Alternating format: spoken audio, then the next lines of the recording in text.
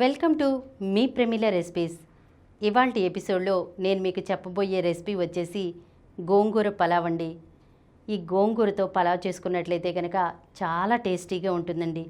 పిల్లలకు మీరు ఇలా గోంగూరతో పలావ్ చేసి పెట్టినట్లయితే కనుక వాళ్ళు చాలా ఇష్టంగా తింటారనమాట. మరి తప్పకుండా ఒకసారి మీ ఇంట్లో ట్రై చేసి చూడండి. ముందుగా ఒక బౌల్లోకి 1 గ్లాస్ రైస్ తీసుకోవాలి. అంటే 250 గ్రాముల రైస్ అన్నమాట. ఈ పలావ్ కోసం మనం ఇంట్లో వాడుకునే బియ్యాన్నే వాడుకోవచ్చండి.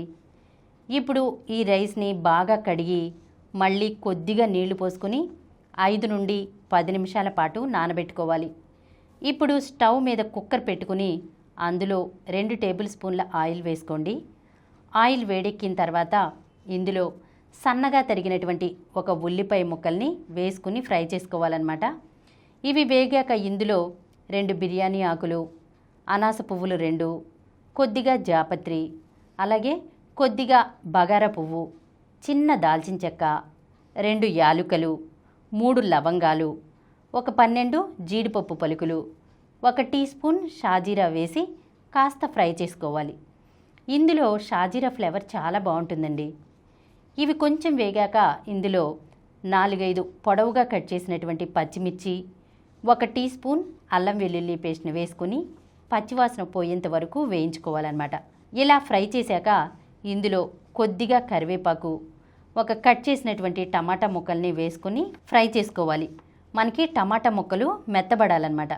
ఇవన్నీ వేగి టమాటా ముక్కలు మెత్తబడ్డాక ఇందులో 1/2 టీ స్పూన్ పసుపు, 1.5 టీ స్పూన్ ఉప్పు వేసుకోవాలి. అలాగే 1 టీ స్పూన్ ధనియాల పొడిని వేసుకుని అంతా కలిసేలా కలుపుకోవాలి. ఇందులో ఇప్పుడు 2 కప్పుల ఎర్ర గోంగూర ఆకుని శుభ్రంగా కడుక్కుని వేసుకోవాలండి. దీన్ని బాగా ఫ్రై చేయాలి. ఇలా వేగాక ఇందులోకి నానబెట్టిన రైస్ను నీళ్లు లేకుండా వేసుకోవాలి. ఇప్పుడు దీన్ని 2 నిమిషాల పాటు ఫ్రై చేసుకోవాలన్నమాట.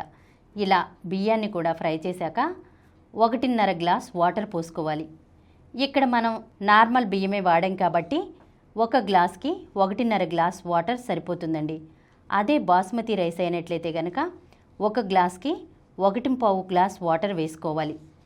అదే మనం కుక్కర్లో కాకుండా బయట చేసుకున్నామనుకోండి, నార్మల్ బియ్యానికి 1 గ్లాస్కి 2 గ్లాసుల వాటర్ పోసుకోవాలి.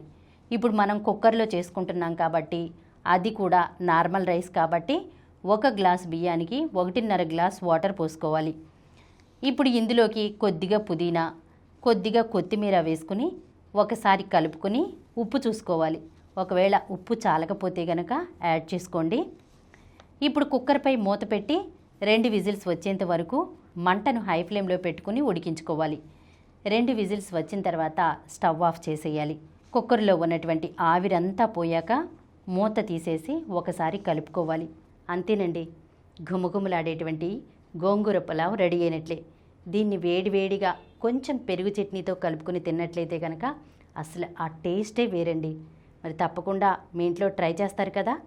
ఈ వీడియో మీకు నచ్చినట్లయితే మా ఛానల్కు సబ్స్క్రైబ్ చేయండి, లైక్ చేయండి, మీ ఫ్రెండ్స్కి షేర్ చేయండి.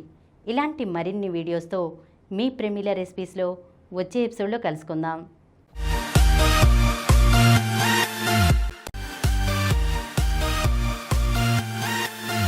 ఈ కార్యక్రమం మీకు ఎంతో నచ్చింది కదా.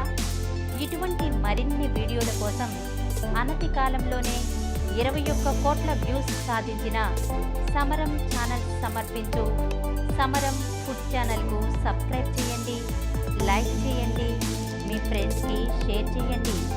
అలాగే ప్రక్కనున్న గంట సింబల్ని ప్రెస్ చేయడం మర్చిపోకండి.